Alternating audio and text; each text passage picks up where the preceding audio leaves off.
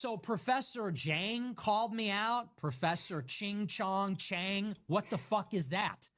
This Chinese communist spy from Canada, this fake professor has called me out. Did you see this? I did SNEAKO's stream on Saturday, and he asked me what I thought of the YouTube sensation Professor Jiang. And I said, he's okay, but he's getting a lot of things wrong. He's getting a lot of things wrong. He is one of these Duganists that is pushing the Khazarian mafia theory, which exculpates the Jews for their guilt in killing God, among other things. I said, so he's okay, but he just gets things wrong. And I specifically said, I don't agree with that. And some of his doomsday end times prophecy stuff, that's wrong too. And it just seems to be a lot of conspiracy slop. He is one of these people that believes that Trump went to war with Iran so that he could run for a third term and stop elections from happening. So it's this weird mix of like Jesuit, Freemason, Khazarian mafia, resistance liberal. It's just all this conspiracy slop in a pot all together. And I said, yeah, I don't think this is true. And I said that on Saturday with specificity. Well, Professor Jiang fires back on SNEAKO stream and says, well, I think Nick Fuentes is a Fed because the conclusions he's drawing don't come from first principles. He's being paid to say things. Paid to say things. First of all, who even are you? When you do your classroom lectures, are there even people there? You call yourself a professor. Amber. I think you're a high school teacher. So that's for... He says he's a high school teacher. He's specified that many times. No, I understand Nick's back and forth. I'm not going to get in between that. You know, Jiang did discredit Nick, and, you know, Nick said some things about Jiang.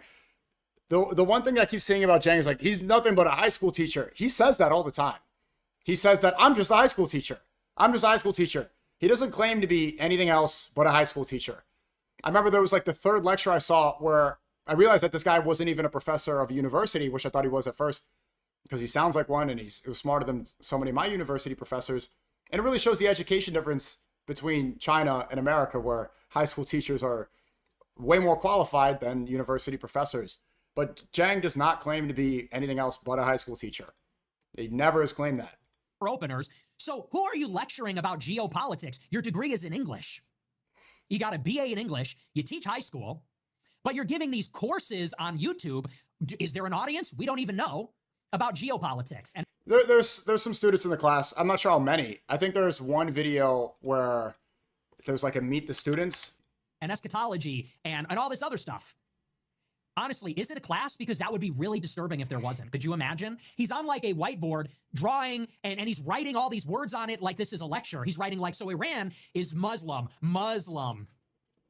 That's literally, he goes, so Iran is a Muslim country. Muslim.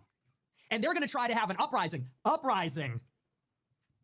And he's writing on a whiteboard. You think this is his lecture for his university. It isn't. He doesn't teach it. He doesn't teach at a university. So that's just like scary, actually. So he's calling me out, and I just want to say with some specificity, what conclusions of mine are wrong? I'd love to hear it. I'd love to know which of my conclusions don't derive from first principles.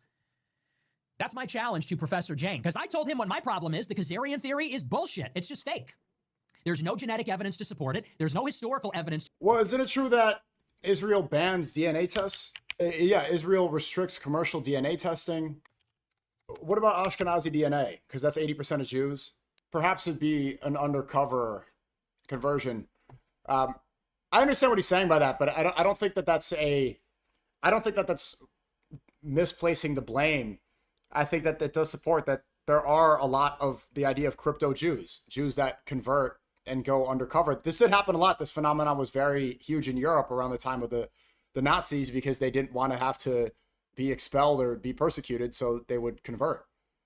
My grandfather, for example, is a perfect example of that. My grandfather converted to Catholicism and went undercover. My grandfather was a crypto Jew. I never met him, and we only found out decades after he died. He escaped Europe after World War II and moved to Haiti, married a black woman, and then kept his identity secret. Converted to Catholicism, and a lot of his people in his family either got wiped out or also converted. This was a very huge phenomenon. And a lot of, you can hear this quite a bit. To support it. To the best of our knowledge, that is actually a Jewish psyop, which is meant to prevent Jewish people from being blamed for killing Jesus. Okay? He also says that I don't know the difference. Because the Khazarian theory does happen, much, much later than the time of Jesus. Between Judaism and Zionism. Well, Zionism proceeds from Judaism, obviously. Obviously. Cannot separate one from the other. They're inextricable. So that's my problem with you. That's now true. I want to know what conclusions he thinks I'm being paid to say. I'm really curious about that. But I saw it on SNEAKO stream, and I'm like, this like Chi-Com from Canada is now calling me a Fed. Chi-Com is crazy. The Chi-Coms, the globalists, the Chi-Coms. The Chi-Coms. I defended him, but I don't want to see anybody get upset. I defended Nick, all right? Here's the difference. I've been doing this for 10 years. Where did you come from? Oh, I know. You got deported from China because you were working for the U.S. government with PBS. That's what we know about you, buddy. Is that true?